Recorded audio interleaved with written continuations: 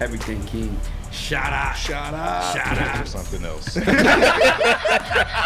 This is Detroit. Detroit basketball is defense first. Keegan Murray, he's simply just going to kick your behind playing great basketball. It's not that I didn't like Ivey. Yes, he can score the basketball. But when it comes between the two, you just got more with Keegan Murray.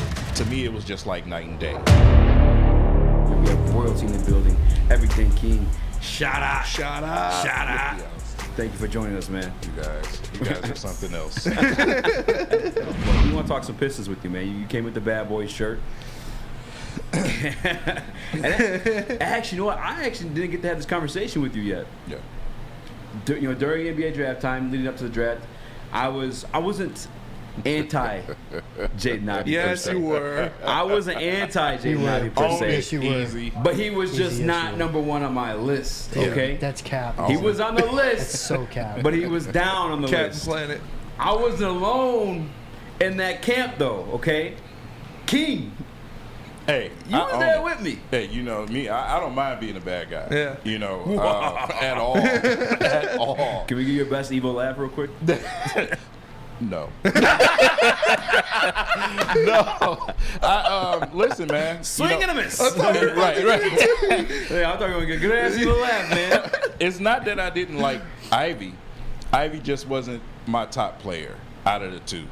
Keegan Murray, I mean, I got a chance to watch him up close, watching Big Ten basketball, watching him just go out there and be solid. He plays basketball. He's not out there dunking, flailing his arms, trying to make things look pretty extra. You know what I'm saying? He's simply just going to kick your behind playing great basketball. And that's what we got an opportunity to see with him in Summer League. You know, his game, to me, it translates to the NBA because he plays a simple style of basketball. It's strictly business. It's fundamental basketball. He's going to give you the same thing every time. He's going to play both sides of the ball. He's going to do multiple things out there to make his team better. When I watched Jaden Ivey, I didn't see it was almost like a Cade and Jalen Green type of situation. We know Jalen Green is going to be great. He's going to be a great scorer. But when you watch Cade, you've seen passing, you've seen leadership, you've seen defense, you've seen multiple things. Ivey, yes, he can score the basketball. He shot the three-point shot decently. But when it comes between the two, to me, it was just like night and day. You just got more with Keegan Murray. And, like I said, I'll stand on that. I love Ivey. He fits perfectly next to Cade Cunningham. But out of the two, at the time, I thought one was a little bit more ready and had a little bit more to offer than the other when it comes to Pistons type of basketball. I'm not trying to build any other team in the league. I'm talking about Pistons basketball. We play both ends of the court, here in Detroit. So I thought that was important. Yeah. No, 100%. I think with a guy like that, too, you're guarding multiple positions as well. My bad, Spinny. No, you're good. You're good. Where I saw Keegan Murray was that he could fit a need for this team. Like we needed a stretch four or a big like that. But I wasn't on Keegan Murray because I don't think his ceiling was as high as the rest of the guys around there. I thought Ivey was going at 4. So I wanted Shaden Sharp because I thought Ivey wouldn't be there. But I did say Ivey was the best guard in this draft. So him falling to 5 was great for us. But with Keegan Murray, it was like, I don't want to draft a role player at 5. I don't see him having the ceiling to be a star. Where Jaden Ivey has that ceiling to where he can be a star potential. He can be the Robin to Cade's Batman. To where I think that was what sold me was that we talked about this a lot.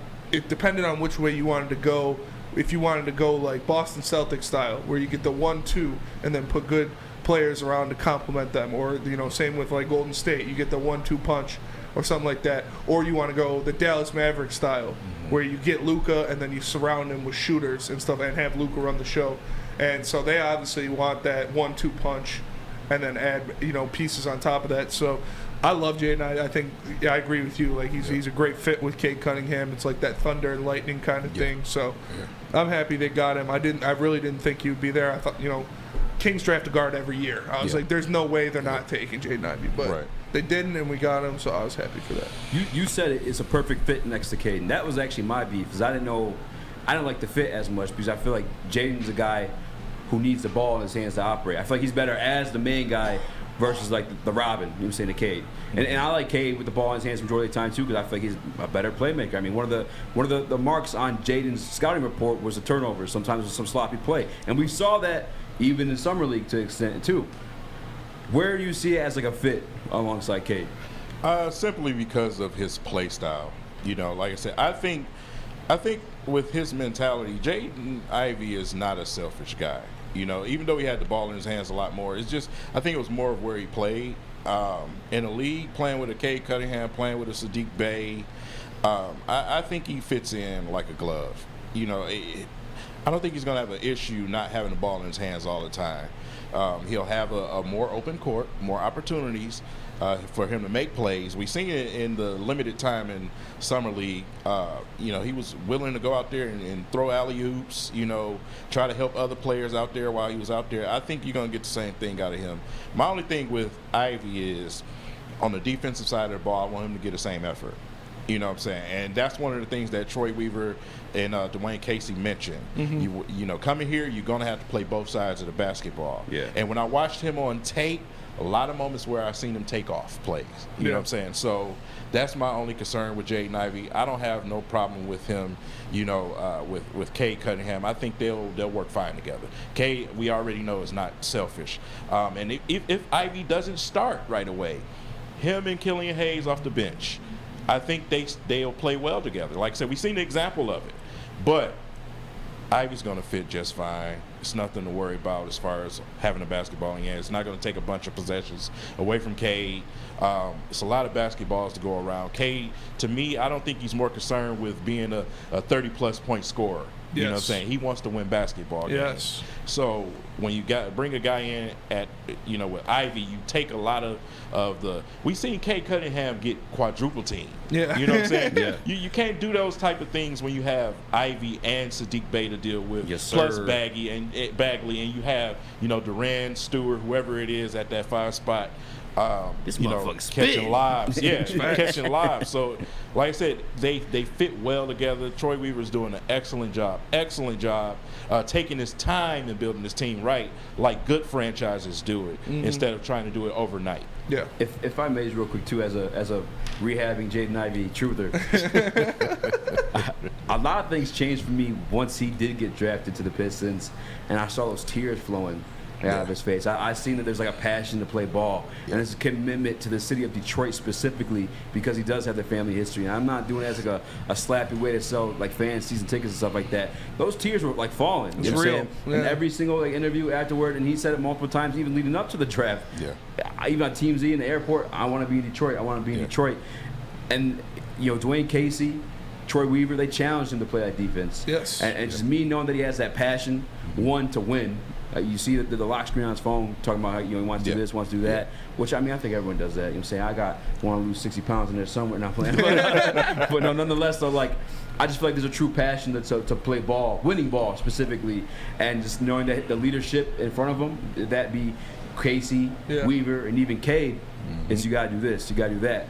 And I think he's willing to, you know, suit those roles For sure. in order for the result in wins, and that's what changed my opinion ultimately too. Yeah. And like you said, they challenged him to do that. That was one of the first things Troy Weaver and Dwayne Casey both did, was walk up to him and challenge him to be an elite defender. And he has the, you know, the athleticism, the lateral quickness, the length to do that in this league. So I think he can if he really puts his mind to it. And I was on the morning show at a Big Boy, one of our outings at Big Boy, and Adam asked me, like, what do you think is the best fit for Cade Cunningham in this draft? And I said, I really don't think there is a bad fit for Cade Cunningham, because he will adapt his style. He will play with anybody no matter what. Like you said, King, he wants to go out there and win. He's not worried about getting 30 points a game. So I think they're gonna play very well. And again, like you said, having Jaden Ivey in that starting lineup with him puts so much pressure on the rim, having an athlete of that caliber, that you can't double team Kate Cunningham more than Kevin Durant. It's ridiculous how much attention he was getting. But now you have a guy who can't create his own shot, who can attack the rim, and people have to be like, all right, we can't leave him. We got to worry about him too. So it'll only better the Pistons. Another thing I wanted to mention is consistency from Troy Weaver. They value defense a lot higher than a lot of fans think. Defense is number one priority. If I'm looking at it from the way that they're building this team and, the consistency of what he gives in interviews, they want to build the Pistons. He says it all the time. I want to build the Pistons. So telling Jaden Ivey, hey, you come in here, you got to play defense. We got a guy on the team already in Hamidou Diallo who's a rim slasher, who plays defense. So defense first.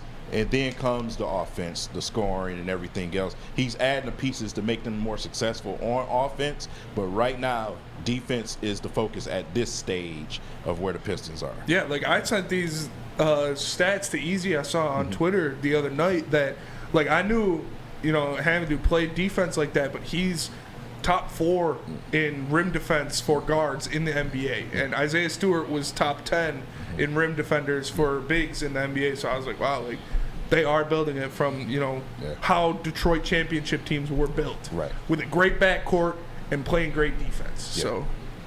Yeah, you got to go defense. This is Detroit. Yes. This is Detroit. You got to go defense. You got to be able to stop guys from scoring. They're not going to let you go to the free throw line 85,000 times like some other teams. Cade couldn't even get there 2 times a game. Oh, man. So, what I'm saying? You got to go out there and defend, man. That is just what it is. Detroit basketball is defense first, and then the defense take care of the offense. Yeah. And I think that's what he's trying to build. And I love what Troy Weaver is doing, man. Excellent For sure. job.